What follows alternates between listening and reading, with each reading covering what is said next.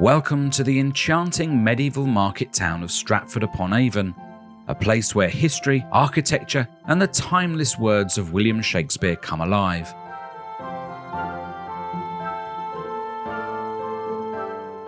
Whether you're a history enthusiast, a theatre lover, or simply seeking a place of beauty and inspiration, Stratford Upon Avon has something for everyone.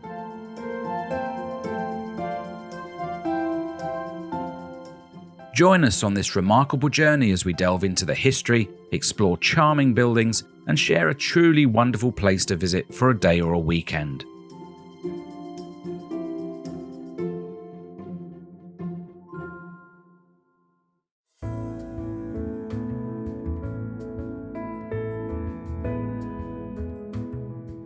Nestled in the heart of England's Warwickshire countryside, Stratford Upon Avon is a place of rich history and cultural heritage. Its story dates back over 1,000 years, with the picturesque River Avon flowing gracefully through its centre.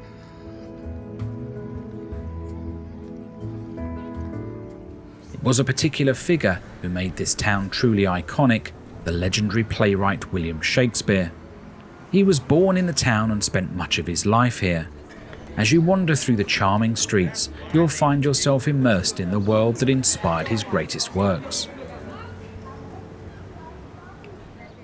There is no better place to start our visit than on the iconic and historically significant Henley Street.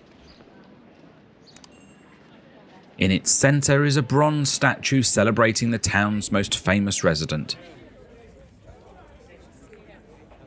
Drawing the crowds for a selfie, with a backdrop of the beautifully preserved 16th century timber-framed building where the bard first drew breath. An incredible sight to see on this busy touristic street centuries after his passing.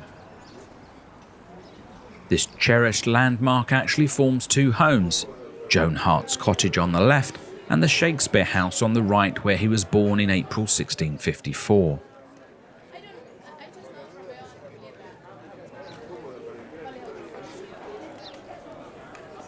You can take a self-guided tour of the property via the Shakespeare Centre next door. A combined ticket also includes some additional historic Shakespeare properties we'll see later. An initial exhibition across a number of rooms displays a brief outline of his life, artifacts of personal interest to him, books, manuscripts, and other documents.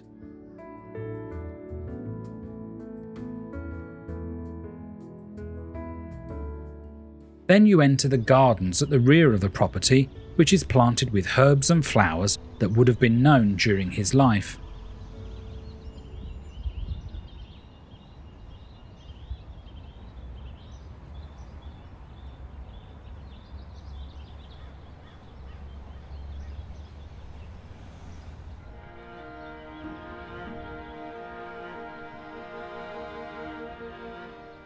The house served as the residence for his parents, siblings, and even witnessed the initial years of his marriage to Anne Hathaway. For half a century, John Shakespeare, his father, lived and worked here, plying his trade as one of the 22 glove makers, as seen by this recreation in the house. Upon his union with Mary Arden, she joined him in this abode, and together they raised 8 children, with William being their third born and first to make it through infancy due to the plague. In 1568, John achieved the esteemed position of Mayor of Stratford.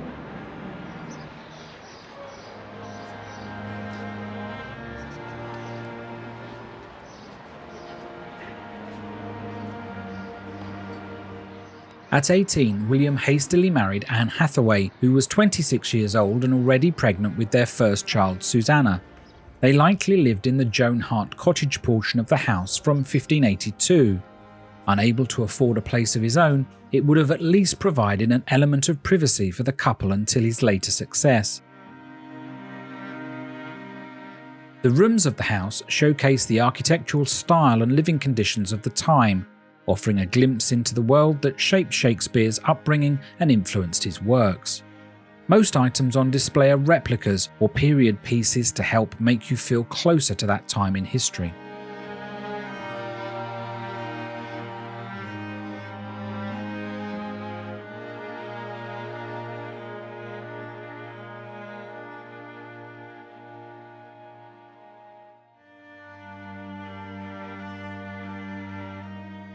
John Shakespeare passed away in 1601, leaving the house to William. The playwright opted to lease a portion of the property as the family had already moved to New Place on Chapel Street, a much larger property. The building was subsequently transformed into an inn known as the Maidenhead, later renamed the Swan and Maidenhead. The inn remained in operation until 1847. The other portion was lived in by William's sister Joan after she married a hatmaker William Hart, hence its name today Joan Hart Cottage. The Hart family maintained ownership of the house until the late 18th century when it was put up for sale.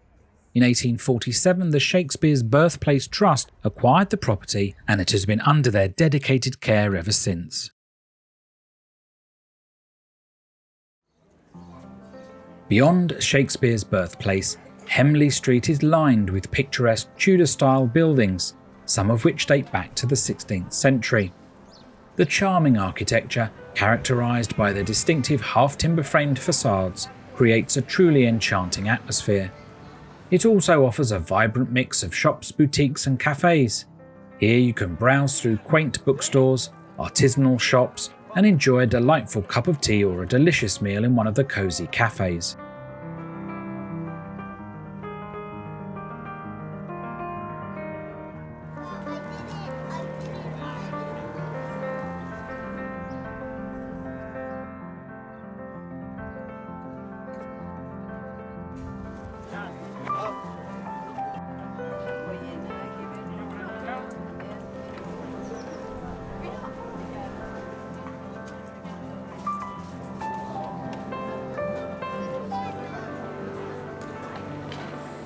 The street often buzzes with activity, especially during the summer months, with various cultural events and street performances that add to its lively atmosphere.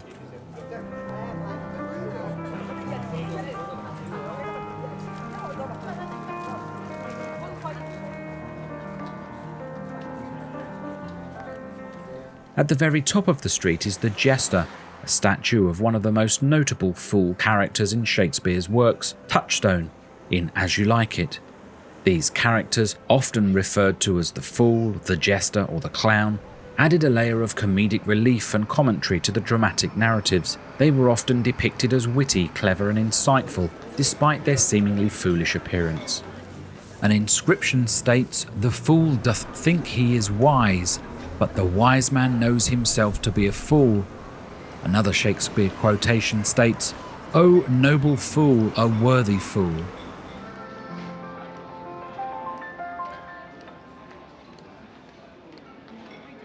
From the top of Henley Street, walking down Windsor Street brings us to a crossroads with the last remaining thatched building in the town.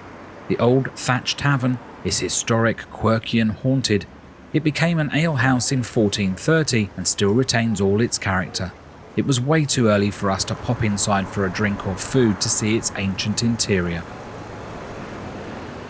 Opposite the inn on Rother Street is the location of the Friday and Saturday market, a range of stalls that include local makers, street food, cool junk, vintage and rare finds. On the corner of the market square is the Shakespeare Memorial Fountain and Clock Tower, built to honour not only William Shakespeare but also Queen Victoria's Golden Jubilee in 1887. Victorian Gothic in style, it appears to resemble a small Gothic cathedral.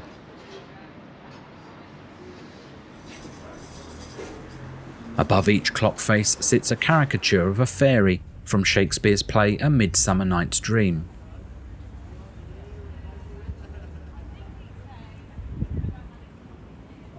Across from the market is the White Swan, a truly historic hotel dating back to 1450 and then a farm.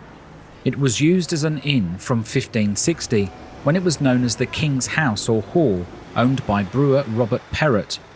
His granddaughter married one of William Shakespeare's boyhood friends, therefore it's claimed William Shakespeare may have drunk in this tavern.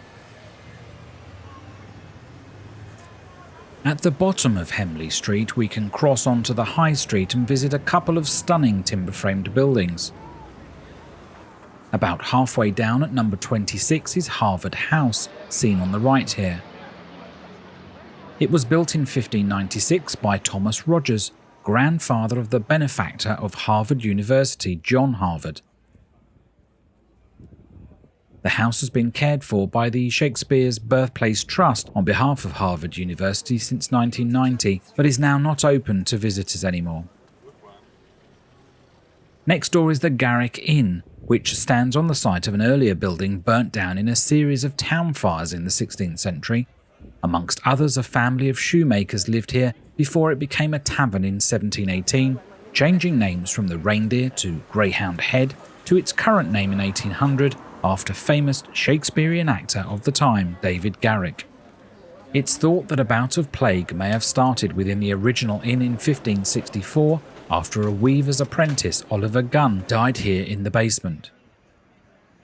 The road becomes Chapel Street at the junction, but we'll explore that later. Let's turn down Sheep Street at the town hall that was built in 1769 on the site of an older market hall and damaged in the Civil War.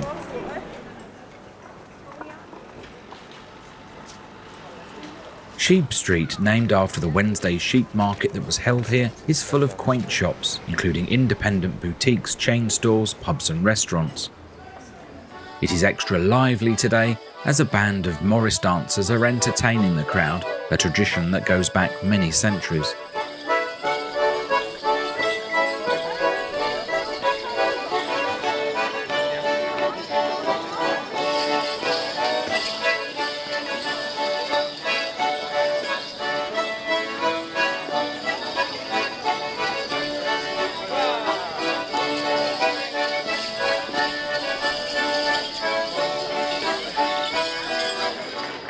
Opposite the Rose and Crown, look out for a small courtyard, the entrance to Tudor World, an interactive museum bringing you closer to life in the 16th century.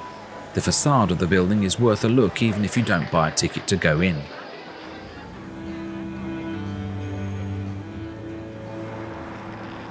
Before we reach the water's front, let's just look at the map and see where we've been so far. There's still so much to show you. We are now in the vicinity of the Bancroft Gardens and Basin, a lovely waterfront location. This green open space was originally an area of land where the townspeople grazed their animals. It is now a beautiful and tranquil spot, a great place to relax and enjoy the outdoors, and popular for picnics, feeding the ducks and watching the swans.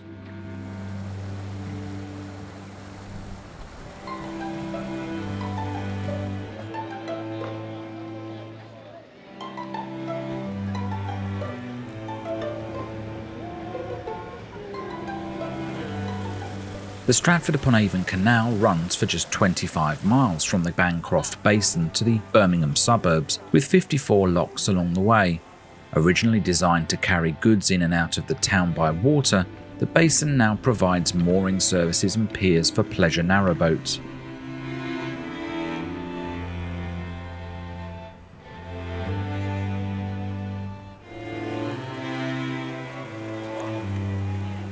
Walking around the basin, look out for the Gower Memorial. This bronze and stone sculpture of William Shakespeare and key characters from his plays was designed by Lord Ronald Sutherland Gower and unveiled in 1888. It consists of a seated figure of Shakespeare, flanked by statues of Hamlet, Prince Hal, Lady Macbeth and Falstaff. The figures are all in classical dress, and they each hold an object that is symbolic to their character or play.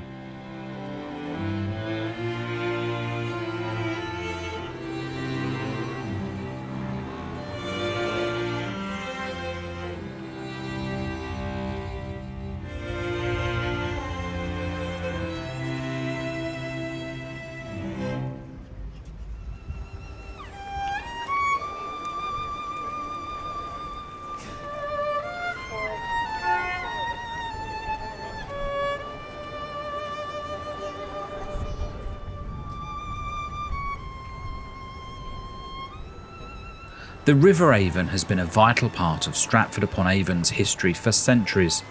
Once used for transportation, trade and industry, in the 21st century it is filled with pleasure crafts and guided tours.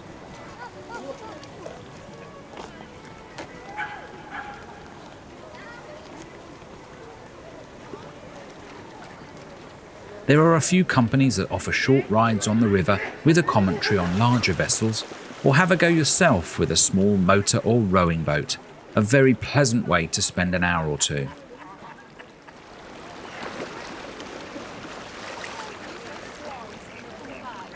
In the distance is the Royal Shakespeare Theatre, dedicated to the performance of the works of William Shakespeare and other classical playwrights. Founded in 1875 as the Shakespeare Memorial Theatre, it opened in 1879 but was sadly destroyed by fire in 1926. A new theatre designed by Elizabeth Scott opened in 1932.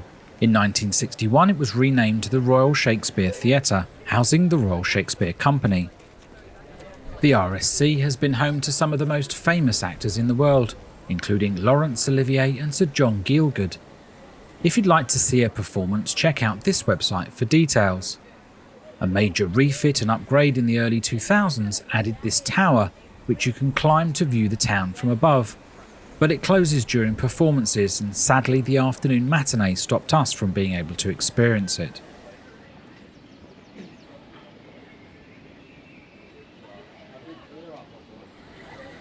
Opposite the theatre is a row of 18th century cottages. The brick facades cover the earlier timber-framed structures.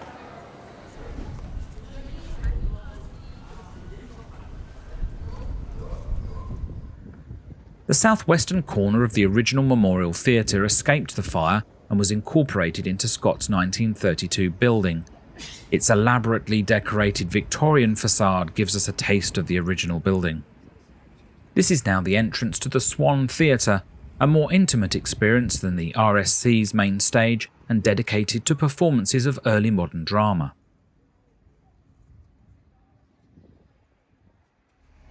Now this is the hop-on hop-off bus that runs all around town and out to some of the more remote attractions in Stratford Upon Avon. You can buy a day pass and jump on and off at all the major sites. There is an audio commentary in 7 languages, a great way of seeing everything if your legs get tired. One of the stops is in the village of Wilmcote on the outskirts of Stratford Upon Avon, Mary Arden's farm. From the 1790s until 2000, it was believed incorrectly that this amazing 16th century structure and farm at the rear belonged to Mary Arden, William Shakespeare's mother. A local antiquarian had made a mistake on the location, but his word was taken for over 2 centuries.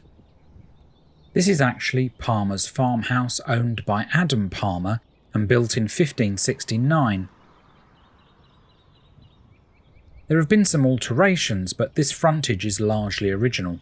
It's quite beautifully preserved.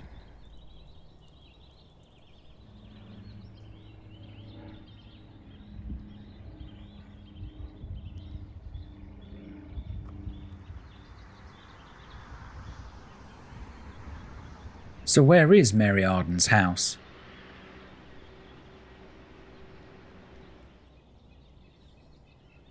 Well, it's actually right next door. Built by Mary's father Robert around 1514, it has been significantly altered over time and now has 19th century brickwork, but still retains its timber frame. Mary lived here until she was married to John Shakespeare and moved to Henley Street in approximately 1556. The 2 properties are only open for a short period each year and not during our visit, so do check out this website for the latest information. You'll need the hop-on bus, have a car, or take a 3-mile 1-hour walk to get to this quaint village.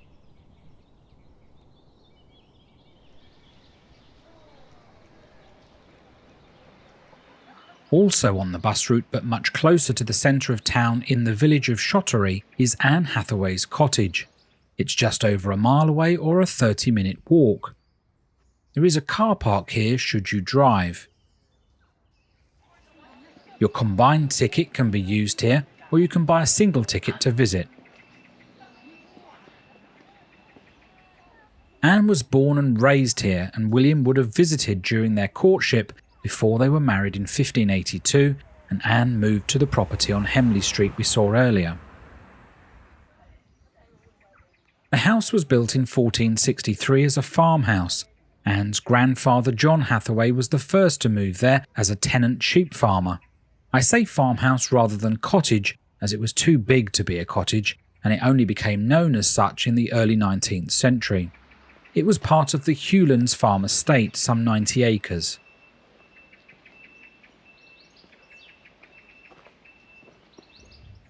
It was originally a 3-room building with a thatched roof and a crook frame. The crook frame is a type of timber frame that is made up of curved beams that support the roof. 2 rooms still remain original. The kitchen, seen here, and the parlour. The garden was a farmyard with livestock and areas for growing herbs and vegetables, along with orchards. The Trust still keep a kitchen garden here, including beautiful flowers to enjoy as you wander around.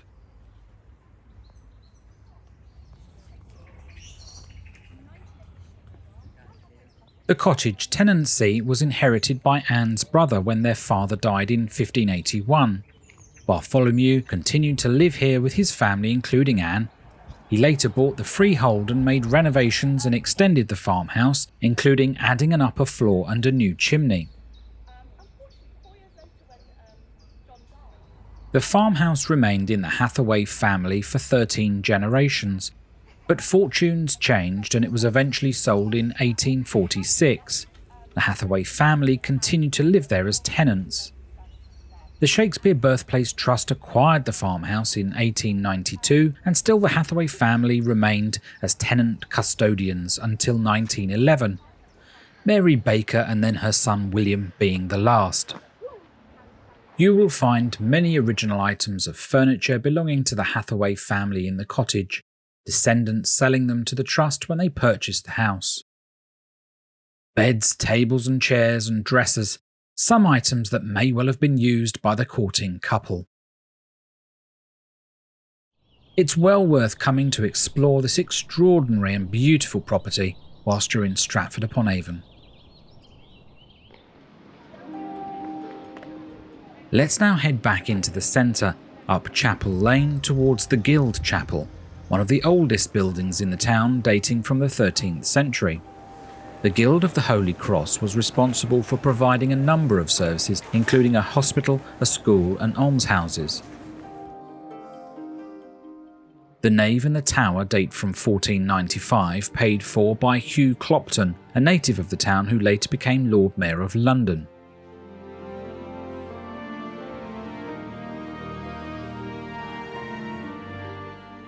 The chapel is most famous for its wall paintings, which were created in the 14th century. They depict a number of scenes from the Bible and were covered up with whitewash in the 16th century, but rediscovered in the 19th century and restored. Adjacent to the chapel at the start of Church Street is Shakespeare's schoolroom and guild hall. The schoolroom is part of King Edward VI School. Shakespeare studied here from the age of 7 to 14, and the guild hall was where he would have seen plays performed. The museum brings alive William's time as a schoolboy from around 1571. Well worth visiting, so do check out this website. As we head into the upper guild hall of this well-preserved 600-year-old building, we can see it is still furnished with the original desks and benches where William studied. Some of the walls are decorated with 600-year-old paintings.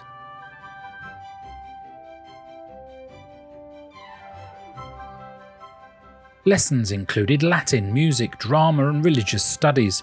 He would have seen and heard performances from the travelling players providing entertainment in the Guildhall. This would have undoubtedly been thrilling for young William to have experienced theatre and even taken part.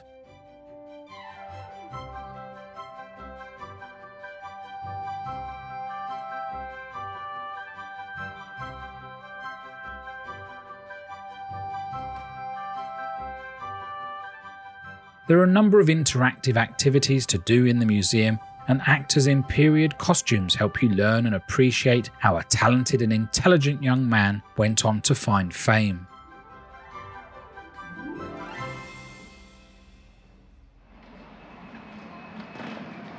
Back on Chapel Street across from the Guild Chapel is Shakespeare's new place, where he lived with his family for 19 years and where he would die in 1616.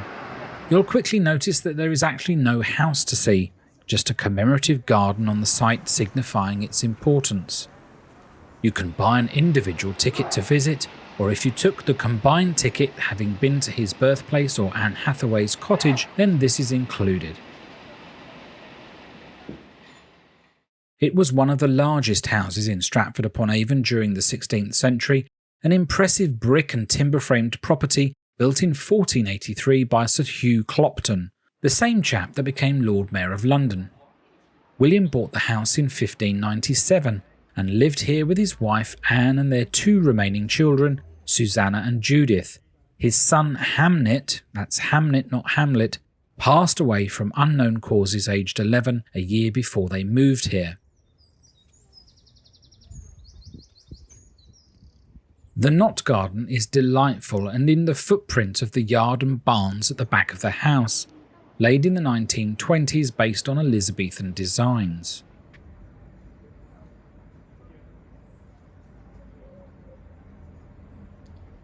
Following William's death, the house passed to his daughter Susanna Hall. Anne would continue to live in the house until 1623 when she passed away. Later it passed to his granddaughter Elizabeth Hall, who had just married her second husband, Thomas Nash. They lived next door.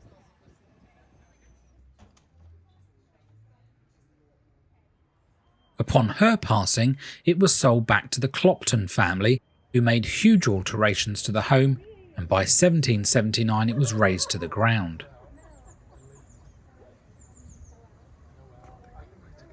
We are now walking in the great garden part of the estate of the house, where we find sculptures inspired by his writing.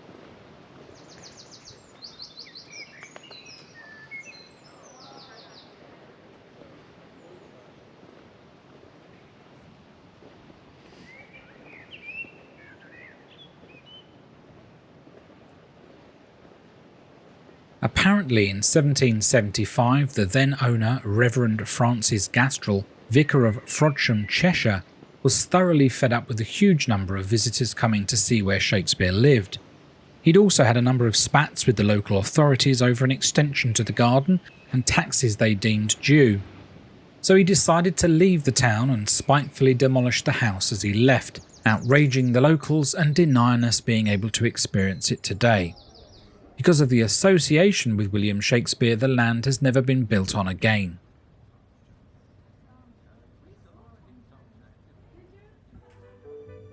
Before we move on from Chapel Street, I just wanted you to see some of the other wonderful timber-framed properties on this street, like this amazing nine-gabled building, a series of 16th century houses that have all been converted into one large hotel.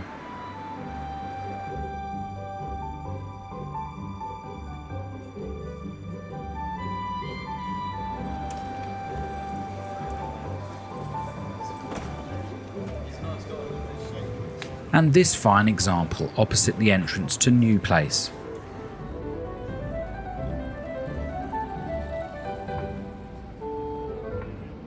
Heading past the schoolroom, we come to a row of almshouses. Thought to have been built in 1427, they housed those unable to support themselves. There were originally 22 dwellings, but many have been knocked through, but are still used as retirement homes for the elderly.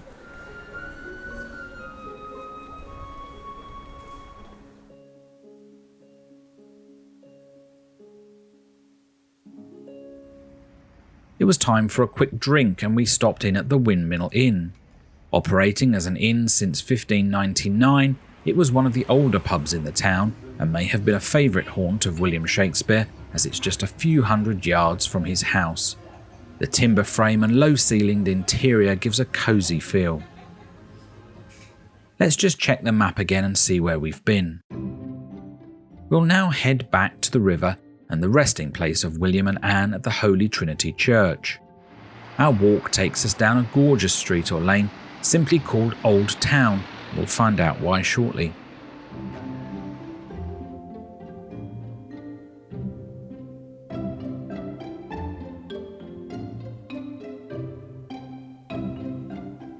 Partway down is Hall's Croft, a 17th century Jacobean house formerly owned by Shakespeare's daughter Susanna and her well-respected physician husband John Hall. They lived here from 1613 along with their daughter Elizabeth. The property includes a beautiful walled garden which contains a variety of plant life that John Hall may have used in his treatments. After their passing, it was sold to a number of different owners and was even used as a small school. The Shakespeare Birthplace Trust purchased this historic property in 1949 and opened it to the public. Unfortunately, it's currently closed to visitors for some reason. Hopefully it will open again in the future to explore.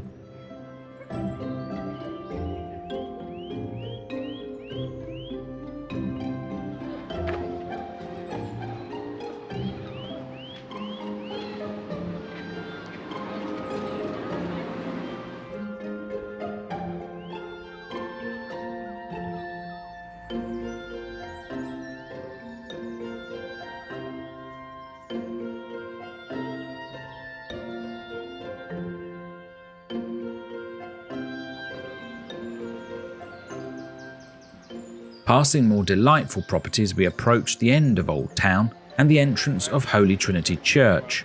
This area was where Stratford Upon Avon grew up over 1,000 years ago.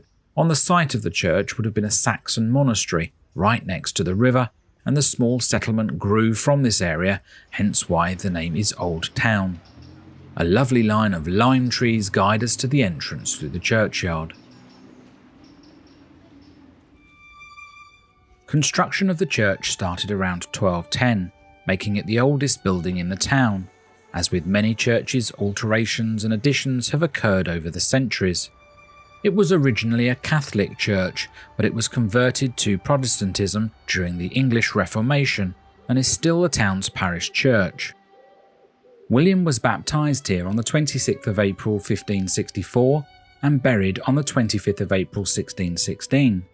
Interestingly, he didn't marry Anne Hathaway in this church.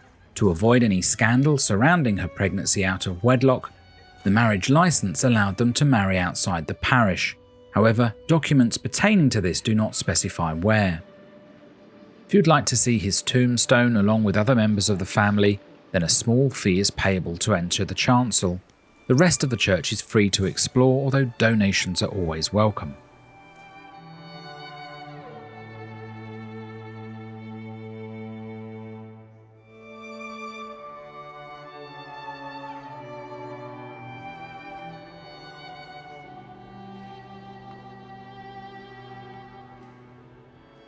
The grand and ornate interior of this parish church gives us a good indication of just how successful and prosperous Stratford Upon Avon was.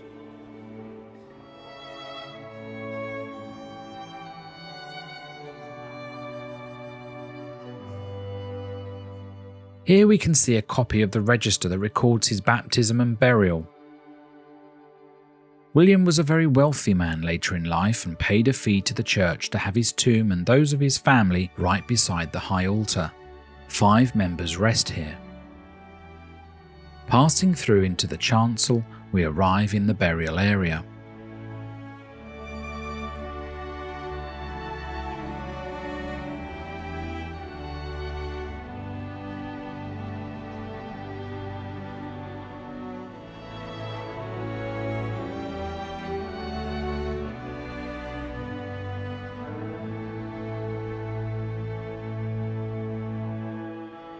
His simple tombstone facing the altar does not bear his name, but it does have a 4-line rhyme that is a curse on anyone who disturbs his bones.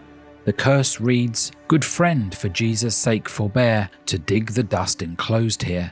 Blessed be the man that spares these stones, and cursed be he that moves my bones." The curse is said to have been effective, as no one has ever tried to dig up his remains. He was just 52 when he died, the cause of which is unknown.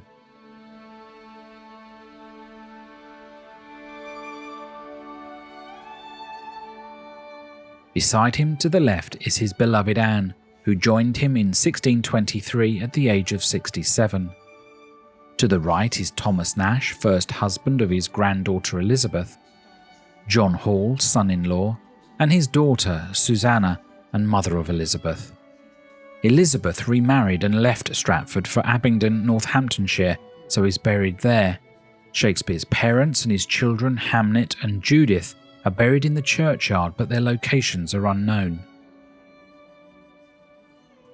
Over his grave, high on the chancel wall, is a memorial effigy of Shakespeare, a quill pen in hand about to write another play. This quill is replaced each year on his birthday, with a pupil from his old school, King Edward VI, being chosen to climb up and replace it.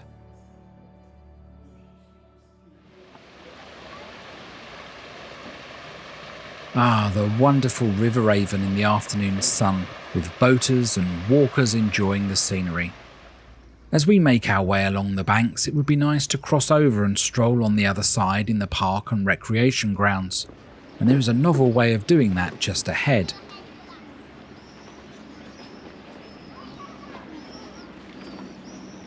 First we pass another theatre, known as the Other Place. When the Royal Shakespeare Theatre closed for its major refit in the early 2000s, the show had to go on, and so a temporary home for the RSC was set up here. By all accounts, it's still going strong, even though the main stage is once again dazzled with lights.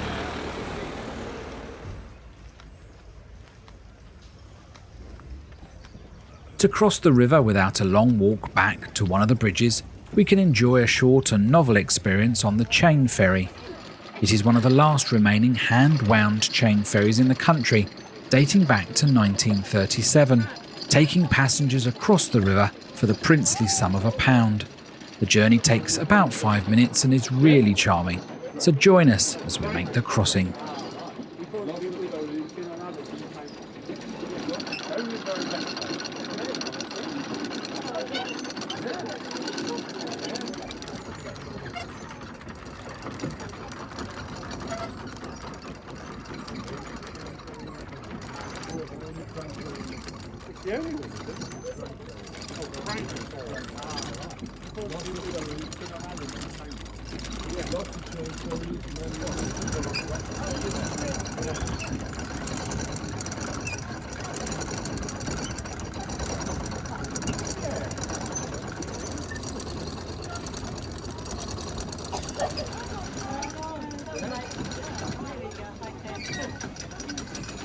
Wasn't that a relaxing and wonderful eco-friendly way to cross the river?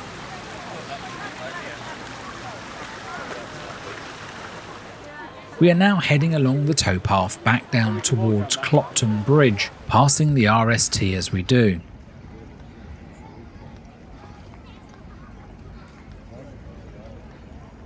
The park and recreation grounds are very popular on a sunny afternoon for picnics, sunbathing, people geese and gosling watching.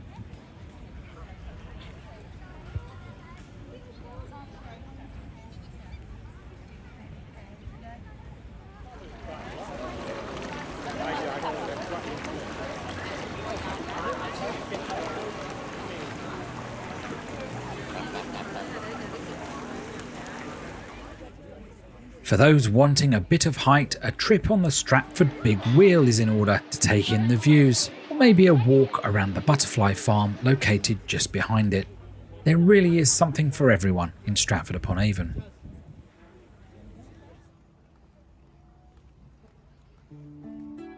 This is the Tramway Bridge. As we cross, notice the boathouse built in 1897. Stratford Upon Avon Boat Club was founded following the town's first annual rowing regatta in 1874. This is now a bistro and bar, and also where you can go to hire rowing boats. The Tramway Bridge gets its name from the horse-drawn tramway that used to cross the bridge to bring goods in and out of Stratford. 200 years ago, the market town was full of warehouses and factories. The tramway was in operation from 1823 to 1918, by which time the advent of the steam railway and motor vehicles meant they took over. You can still see some reminders of the industrial era with this wooden warehouse and old timber yard. Cox's Yard is now home to a small theatre, restaurant and bar.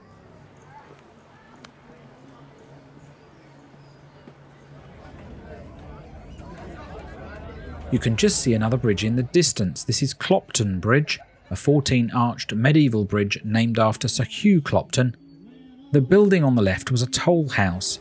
Tolls ranged from 1 shilling and 6pence for a coach drawn by 6 horses to a penny for a horse and rider. These ceased in 1839. Let's check the map again and see where we've been.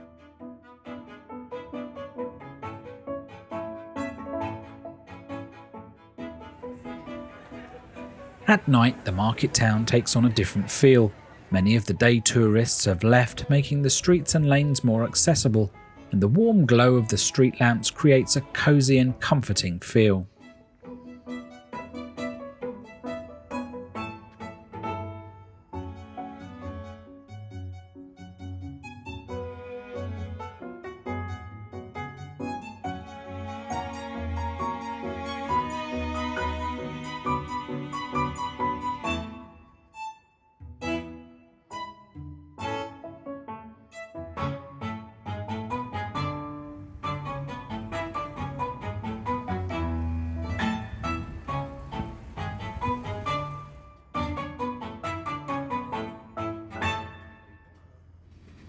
You can get to the town by train from London in 2 hours and 10 minutes with one change from Marylebone Station with Chiltern Rail, or from Birmingham Moor Street in 1 hour direct on West Midland Railways.